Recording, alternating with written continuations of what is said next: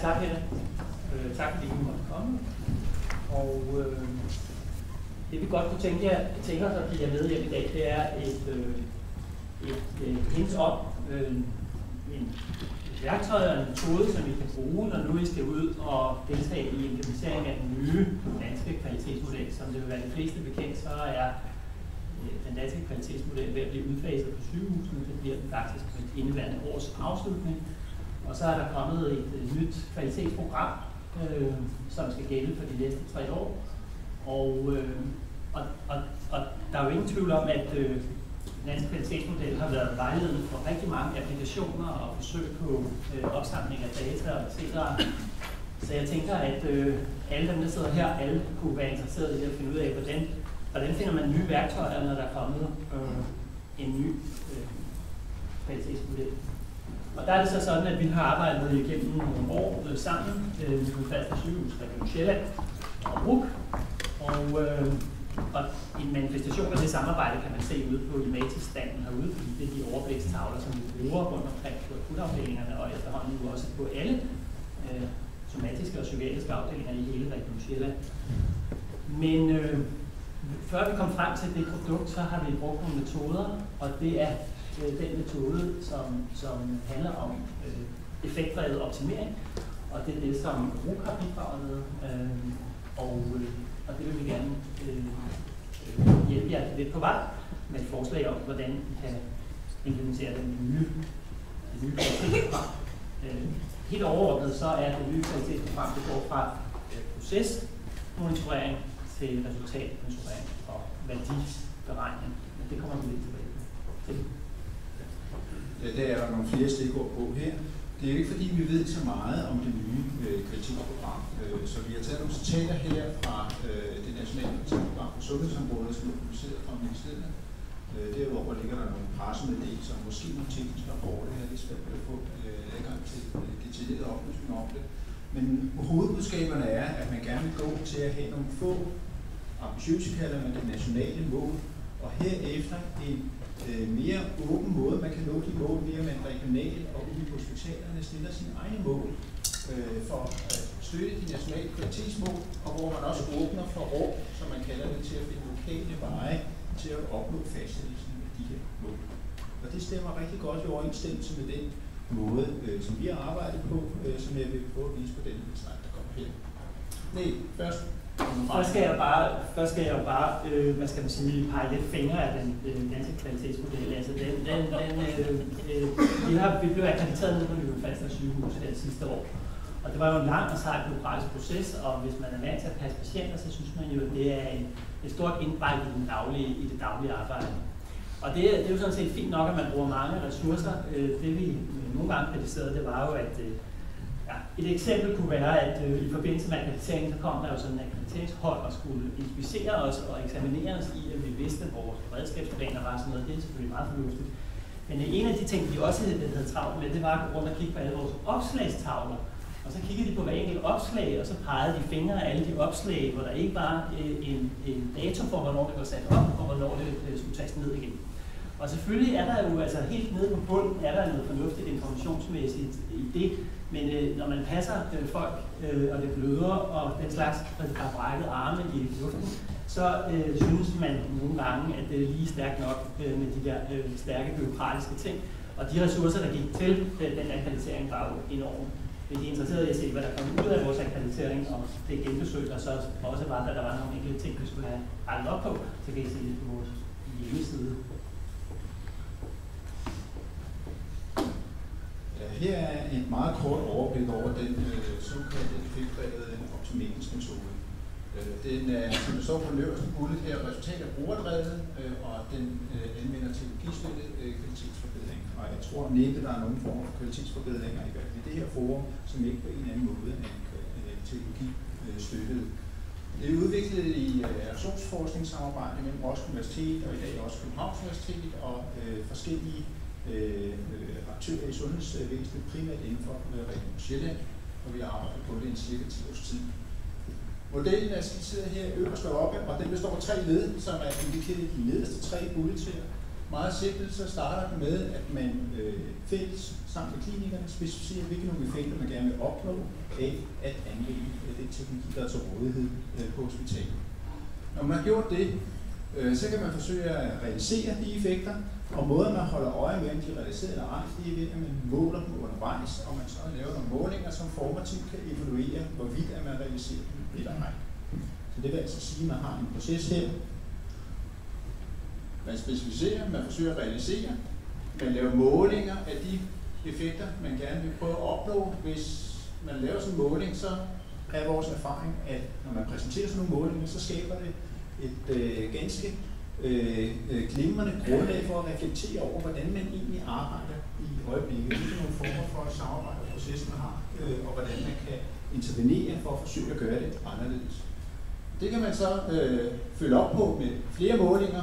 Meget tit så har vi oplevet, at man udover på denne her vej også går herop. Det vil sige, at man reviderer sin opfattelse af, hvad det egentlig var, man gerne tilstræbte. Man havde måske et mål om, at klinikerne skulle være længere ude af patienterne i stuerne, og efter man har gjort det et stykke tid, det oplevede i Holbæk og Slagelse blandt andet, så fandt man ud af, at det er fint nok, at sygeplejerskerne gør det, men også læger, i hvert fald her på akutmodtagelsen, vi vil egentlig hellere blive inde der, hvor vi kan informere hinanden omkring de ting, vi ser hos patienterne. Det vil sige, at man reviderede sit mål om, at lægerne skulle have længere tid ude af patienterne, men sygeplejerskerne, det holdt man fast ved.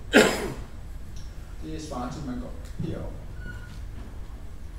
Vi har også gode erfaringer med, at man, når man laver sådan nogle formative evalueringer, at man får nogle erfaringer med brugen af teknologien, der gør, at man opstiller helt nye mål, som man ikke havde tænkt på i starten, da man startede projektet.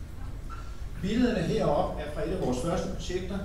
Jeg vil lige nævne et mål, som overlægen heroppe, han hedder Carsten Ellermann, og var overlæge på akut apopleksi, det er svært for mig at sige, på Roskilde sygehus. Han havde et glimrende effektmål. Det hed så i al sin stilhed og klarhed, jeg vil gerne kunne gennemføre en stuegang alene. Og med det mente han, at vil gerne kunne gennemføre en stuegang, uden at være afhængig af undervejs i stuegangen, der skulle have fat på nogle af sine kollegaer, for at høre, om der var noget bestemt, de skulle huske at sige til ham om en patient. Og at vil gerne kunne gennemføre sin stuegang hos patienterne, uden samtidig skulle have fat i nogen og fortælle dem, hvad de så skulle gøre, efter han havde været forbi patienten. Det indebærer sådan et mål selvfølgelig noget med teknologi, fordi skal han have informationer om pleje og så videre omkring de her patienter, så kan han læse det teknologien. Og han kan måske også give beskeder via teknologien. Selve det at konfigurere teknologi til at gøre det, det er sådan set en lille del. En meget større del, det er at få etableret de lokale aftaler klinikerne imellem om, hvem der skal gøre hvad og dokumentere hvad, før han går sin stuegang, og hvem der efterfølgende skal gå ind og kigge, hvilke interventioner han har lagt til dem efterfølgende. Sådan en form for lokale aftaler, protokoller, det er det også kaldt i forskningssprog, er noget af det, som virkelig er tidskrævende og ressourcekrævende at få etableret, mens teknologidelen fylder faktisk en mindre del. Kunne I jo... Nu står der så heroppe, at de her effekter kan specificeres af lokale klinikker, og de kan relateres i hierarkier. Det er nemlig også noget, vi arbejder med, som er relevant i forhold til den her udskiftning af den nationale kvalitetsmodel. Og jeg vil vise nogle hierarkier her. Vi arbejder med et 5-trins hierarki, hvor man kan sige, på det øverste niveau, som der står øverst til venstre her, kunne man forestille sig et nationalt niveau. Det er her, at man kunne have de få ambitiøse nationale mål. Så kan man forestille sig et regionalt niveau nedenunder i en form for mål-middelhierarki, som er regionens regionale svar eller strategi for de nationale mål. Under det har man så kliniske processer, som man forsøger at optimere for at understøtte regionens strategi. De kliniske processer, der er kritiske aktiviteter imellem, som er dem, man skal forsøge at koncentrere sig om, og måske også dem, hvor IT-støtten bliver ganske væsentlig. Så vi har så et mål-middelhierarki med i bunden IT-støtte, som støtter kritiske kliniske aktiviteter som del af kliniske processer, som støtter den regionale strategi til at nå de nationale mål. Det, man skal hæfte sig ved med sådan et hierarki her, det er, at de øverste niveauer angiver mål, som er givende for den enkelte klinik, som må forventes at være rimelig stabile og ensartede på tværs. De mål, der er for neden, det er de lokale. Det er dem, hvor man bruger de øverste overordnede mål som ramme for at diskutere dem, samtidig med at man diskuterer, hvorvidt at man kan argumentere for, at de mål, man stiller lokalt, understøtter de nationale. Men de lokale forneden, det er dem, hvor man selv gennem sine interventioner og eksperimenter forsøger at nå, opnå processer, som når de her mål. Vil du sige noget om den ene af de? Ja, altså først skal jeg sige, at I kunne måske mene, at de processuelle, den snak, vi har haft om alt det processuelle og spejling af organisationen og udvikling af målene osv., at det stadigvæk er noget, som er processuelt og ikke så meget outcome-relateret. Det der er forskellen på det, der var med processerne, og det var det primære i den gamle kvalitetsmodel. Og det, der er rigtig godt i den måde, som vi har arbejdet på, også under den gamle kvalitetsparadigme, er, at det er noget, der er foregået lokalt, og at det er noget, som engagerer folk, og derfor har en umiddelbar effekt på den lokale implementering af de ting, man laver. Hvis man kigger på den anden kolonne, så de 3 øverste kasser der, eller kasserne dernede af, det handler om et særligt emne. Det handler nemlig om, at man gerne vil undgå, at ventetiderne i forbindelse med akutte operationer bliver for lange. Nogle gange, hvis man kommer ind på hospitalet og skal have opereret en hofte eller noget andet, fordi man er brækket, så kan man risikere at komme til at ligge og faste rigtig længe. Og det ved vi, det der er evidens for, at det er ikke nogen særlig hensigtsmæssig ting, og det er heller ikke særlig godt for den oplevede kvalitet. Altså patienten bliver tørstig og sulter osv. Så det ved vi. Men for at sætte den i den her nye kvalitetsprograms ramme, så kan man altså se, at jamen, man skal skabe noget værdi, siger den nye model. Og det kan man så gøre ved at sige, at det skal ske ved, at man har en patientoplevet værdi, som bliver højere. Og for eksempel kunne mindre tørst til at være tilfældet. Det kunne også være færre komplikationer, det kunne være en kort restitutionstid efter en operation. Hvis man ikke har nået at blive rigtig meget tørstig og rigtig meget sulten og brugt alle sine ressourcer, så bliver man simpelthen hurtigere rask. Og de processer, som det så indbefatter, det er altså prævaccineringsprocessen, den præoperative pleje, mens man venter, og så selve operationen. Og så er der, så her kommer politologien på det øverste niveau pludselig til at hænge sammen med noget, der er meget konkret i den lokale organisation. Nu kan jeg se, at vi har under 5 minutter tilbage. Så der er ikke en snak, lidt hurtigt, det er det næste. Her er et eksempel på noget af det, vi har arbejdet med for nylig i Nykøbing Falster, og som er skrevet hernede i bunden, så hvis man vil se mere om det eksempel, så bliver der lavet en lille præsentation om det i går i parallelstation C2, hvor man kan se nogle flere slides. Men kort og klart går det ud på, at effekterne er blevet specificeret i samarbejde med klinik og afdelingsledelser på Falster Hospital. Den her fase ud af 8 eller 9 effekter var den, der blev højst prioriteret, så det var den, man startede med at gå i gang med. Så effekten hed, at vi gerne vil opnå kortere fastelængde. Og det var selvfølgelig ud fra en forventning om, at de fastelængder, man havde, måske var højere, end man kunne opnå, hvis man koncentrerede sig om. Så sådan en effekt, den er relevant, både klinisk, som Ulrik lige har gjort rede for, og den er meget let forståelig at kommunikere. Et projekt om kortere fastelængder, det er til at forholde sig til, det er meget konkret. Og den kan måles, ikke mindst. Og så det interessante med denne her effekt, og en af grundene til, at den blev prioriteret, var, at hvis man vil gøre noget ved den, hvis man vil optimere fastelængden for patienterne, så kan det kun gøres ved at optimere koordinationen på tværs af afdelingerne. Og det var noget af det, man havde fået den her matrixtavle på alle afdelinger til, som man gerne vil bruge som værktøj til netop det. Så det, vi så gjorde i det her projekt, det er, at vi begyndte at registrere de her fastetider. Vi samlede data ind om dem, og så havde vi sådan en evaluering af resultaterne, og eksempler på de resultater, der må jeg altså kigge på de andre slides for at se, hvordan sådan noget ser ud. Og under sådan en evaluering, der er det, at afdelingsledelse og læger og anæstesien osv. sætter sig ned og finder ud af, at der var faktisk et problem her, der var værd at tage sig af. Hvordan kan det være, at vores akutte patienter i gennemsnit faste over 13 timer? Det må vi kunne gøre lidt bedre. Ud fra den diskussion af, hvordan man havde organiseret sig i dag med 1 akutleje og 2 elektive leje, måske kunne man skubbe nogle af de akutte over de elektive osv., så kommer der så forslag til interventioner.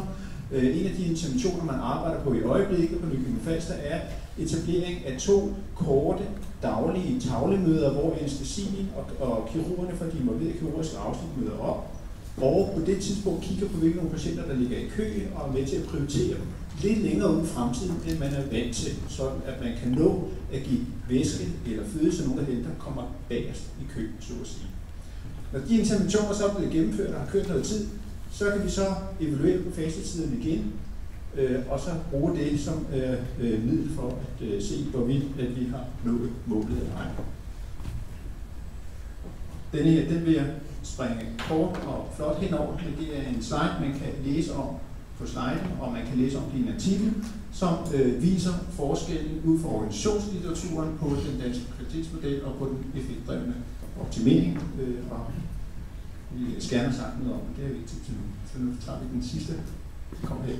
Ja, hvis man vil vide noget om, hvad der er den, hvad skal man sige, teoretiske baggrund for det nye kvalitetsprogram, så skal man finde en reference til en, der hedder Michael Porter. Han er over fra Harvard University, og der er et 1 time og 24 minutter langt foredrag, som man har holdt for et års tid siden, som jeg kan anbefale meget på YouTube.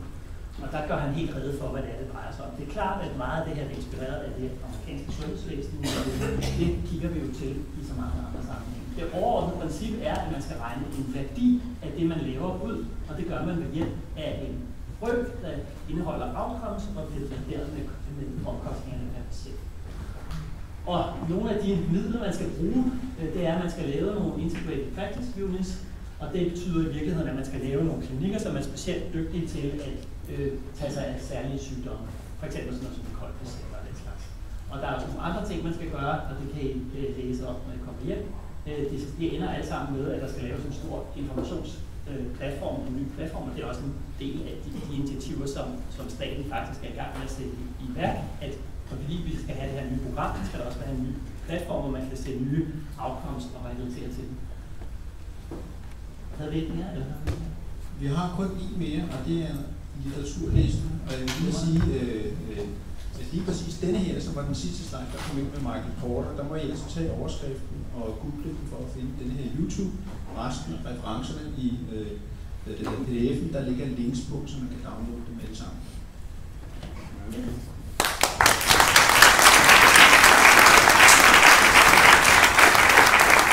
Vi har lige tid til et eller to spørgsmål.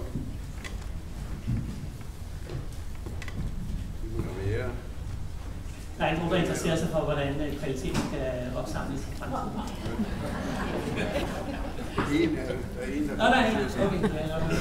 Snak højt, eller hvad er mikrofonen? Nej, vi kender mig i forvejen. Jeg kan godt råbe højt. Vi kører jo også i Region Sjælland på langt de fleste sygehus Lean og KPI og hvad ved jeg, og tavlemøder, og det her, det lyder jo rigtig meget. Hvordan har I oplevet det i Nykøbing? Er de to modeller, kan de gå konflikter, eller spiller de sammen, eller hvordan fungerer det? Nej, altså det er klart, at de spiller sammen, forstået på den måde, at det, der foregår op i hovedet på vores ledelse, er, at de spiller på flere tangenter. Men jeg mener, at det, der vi har præsenteret her, er paradigmatisk totalt forskelligt fra Lean.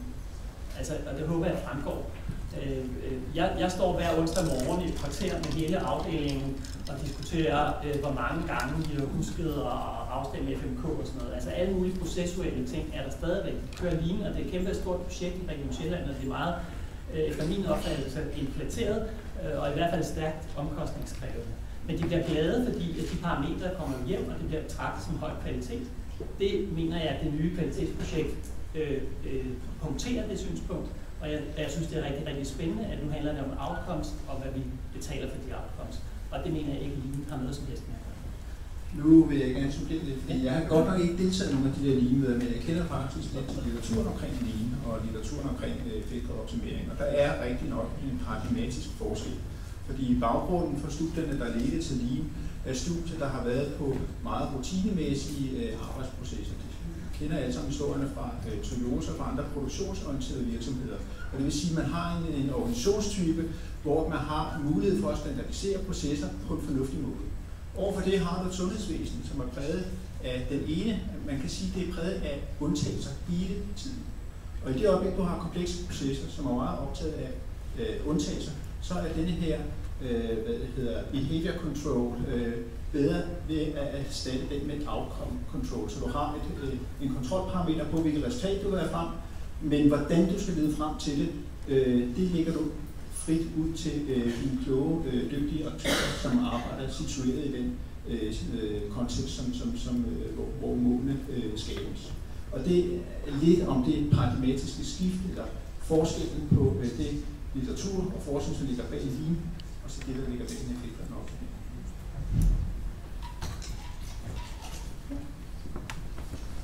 Det er det. Så endnu en hånd.